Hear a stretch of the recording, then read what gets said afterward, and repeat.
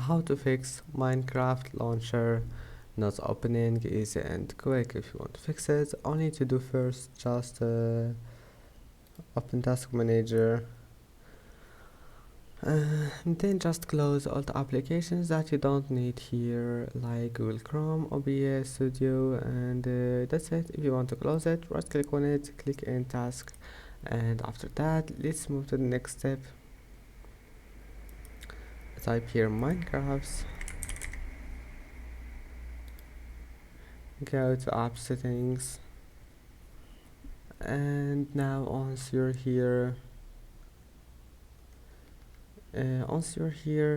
click repair, and if that doesn't fix your problem, just come back here and click terminate, and your problem must be fixed. After that, close all the applications that you don't need here, and if that also doesn't fix it, now just restart your PC and try again, and I hope that can fix your problem.